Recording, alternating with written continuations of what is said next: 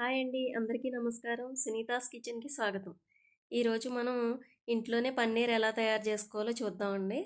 ముందుగా నేను 3 లీటర్ల పాలు తీసుకున్నాను. అంటే నేను ఒక అర కేజీ దాకా పన్నీర్ చేయాలనుకుంటున్నాను.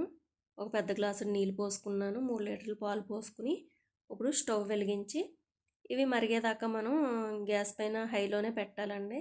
నేను ఆల్రెడీ నిమ్మరసం తీసి స్టోర్ చేసుకున్నాను అనమాట. నేను నిమ్మరసంతోనే పన్నీర్ చేస్తాను. దీంట్లో ఎటువంటి ప్రిజర్వేటివ్స్ ఉండవు. ఏం కలపకుండా మనం కెమికల్ ఫ్రీగా మనం చేసుకోవచ్చు. నేను సగం నిమ్మరసం తీసుకుని బుల్లి గ్లాసులో సగం వాటర్ కలుపుకున్నాను. నిమ్మరసం అలాగే వేయకూడదు, వాటర్ కలిపి వేసుకోవాలన్నమాట.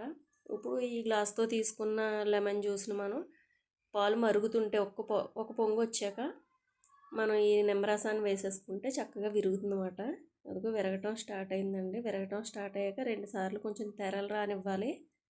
ఒక మరుగు మరిగింది, చూసారు, పూర్తిగా సెపరేట్ అయిపోయింది పాల నుంచి పన్నీరు. ఇలా సెపరేట్ అయ్యాక ఒక ఉడుకు ఉడకనిచ్చి మనం స్పూన్తో తీసుకుంటే కొంచెం పెద్ద పెద్ద గడ్డల కిందే రావాలండి, మరీ చిన్న చిన్నగా అవ్వకూడదు. అలా ఉడకనిచ్చి ఒకసారి పొంగు వస్తుంది కదండి. ఇప్పుడు మనం ఒక బొర్రెల గిన్నె పెట్టుకుని దాంట్లో కాటన్ క్లాత్ వేసుకుని దాంట్లోకి మనం పన్నీర్ అంతా తీసేసుకుని చక్కగా మిగతా పన్నీర్ కూడా దాంట్లో వేసేసుకుంటే ఇప్పుడు మనం దీన్ని వాటర్తో క్లీన్ చేసుకోవాలని, మనం నిమ్మరసం వేసాం కదా, ఆ పులుపు కలరు రాకుండా ఉండాలంటే కొంచెం ఒకసారి చన్నీళ్ళతో కడుక్కోవాలన్నమాట. అలా కడిగేసుకుని మనం క్లాత్ని చక్కగా పిండేసుకోవాలి. వచ్చినంత వాటర్ పిండేసుకున్నాక మనకు పన్నీర్ రెడీ అయింది కదా, ఈ పన్నీర్ని మనం ఆ క్లాత్ చక్కగా సర్దుకుంటే మనకి ఆ షేప్ అనేది కరెక్ట్గా వస్తుందన్నమాట.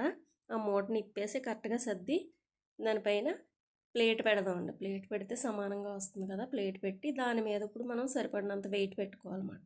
మన ఇంట్లో ఉన్న వెయిట్స్ పెట్టుకుంటే సరిపోతుంది. అది మనం ఒక అరగంట అలా ఉంచుకోవాలి. అరగంటకు మించి ఉంచితే హార్డ్గా అయిపోతుంది పన్నీరు. కాబట్టి మనం ఒక హాఫ్ అన్ అవర్ ఉంచాక ఇప్పుడు చూద్దామండి, పన్నీర్ రెడీ అయిపోయింది. మనం ఇంట్లోనే చక్కగా ఇలా చేసుకోవచ్చు. మన పిల్లల లంచ్ బాక్స్లోకి మనం పన్నీర్ తయారు చేసి ప్రిపేర్ చేసుకోవచ్చు. అదే గేదె పాలతో అయితే మనకి మంచిగా వస్తుందండి. నేను గేదె పాలతోనే చేశాను.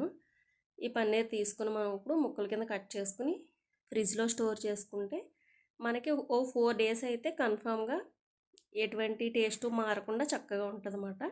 ఇప్పుడు మనకి కూరకి పన్నీర్ రెడీ అయిపోయిందండి. ప్లీజ్ సబ్స్క్రైబ్ చేయండి. ఇలాంటి మరిన్ని సాంప్రదాయ వంటల కోసం సునీతాస్ కిచెన్ని తప్పకుండా సబ్స్క్రైబ్ చేయండి. మీకు మరిన్ని వంటకాలు చాలా ఈజీగా రుచికరంగా ఉండేలాగా నేను చూపిస్తాను. చూసారా, చాలా దళసరిగా వచ్చింది. దీన్ని చిన్న చిన్న పీసెస్ కింద కట్ చేసి కవర్లో గాలి వెళ్ళకుండా స్టోర్ చేసుకోవాలి. సబ్స్క్రైబ్.